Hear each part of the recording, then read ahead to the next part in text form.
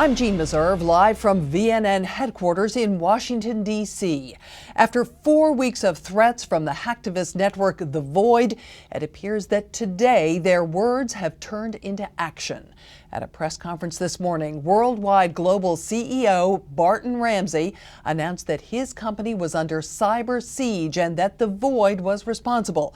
Mr. Ramsey joins us live. Welcome to VNN, Mr. Ramsey.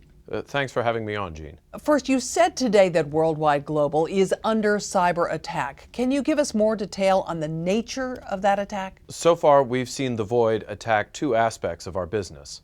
First, there was a failed attempt to transfer funds from one of our company accounts to an overseas bank by an unauthorized user. Our bank's security protocols questioned the validity of the transfer during the process, and it was canceled just minutes prior to being activated. Additionally, several of our valued overseas clients in Europe and Asia received false invoices today. It seems that the hackers manipulated our systems and sent them. You said today, Mr. Ramsey, that The Void was responsible. How exactly do you know that? Well, we combined the resources of our internal security team with two cybersecurity specialty firms. Together, they were able to analyze the code that was inserted into our systems. When they took a look at it, the code had several signature-like elements to it that had been seen from The Void in the past. Was this a zero-day attack, meaning did this attack expose security issues that you didn't even know existed? I can say, Jean, that if we knew any flaws existed, we would have patched them immediately. We have a sterling security record until today, and we will get back on track. And we will do our best to see that these criminals pay for what they've done. Thanks for joining us, Mr. Ramsey. Thank you, Jean.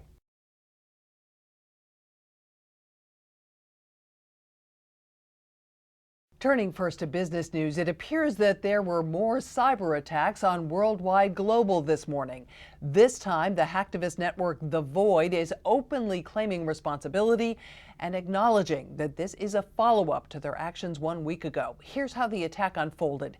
At 9 a.m., all employees of Worldwide Global received emails from The Void that were masked, so they appeared to come from an email address within the company. This indicates that The Void has infiltrated the company's internal communication systems and has some control over activities like creating and possibly deleting company email accounts.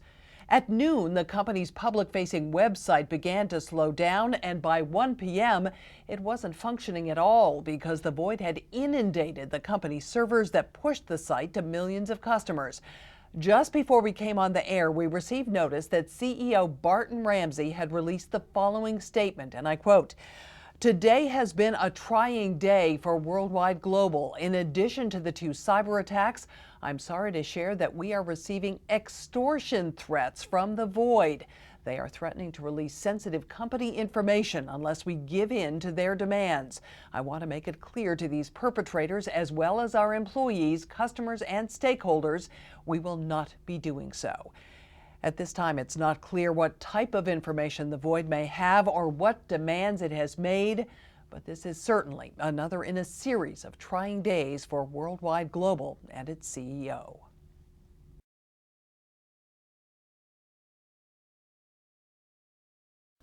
Welcome again, Mr. Ramsey. Thanks for having me back, Jean. With Worldwide Global stocks continuing to tumble and multiple investigations now underway into the cyber attacks on your company, I hear there's some good news today. Yes, Jean.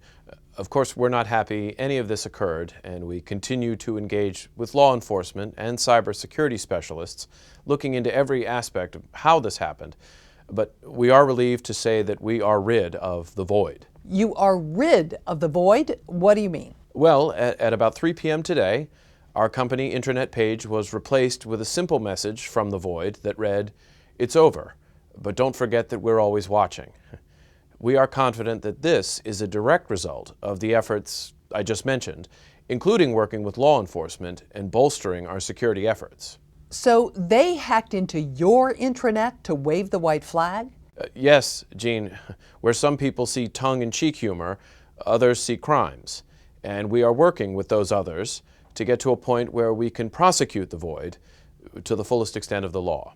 Mr. Ramsey, it was reported today that worldwide global employees received phishing emails like those seen here a little over a month ago, and that this was one way that the Void exploited your security flaws.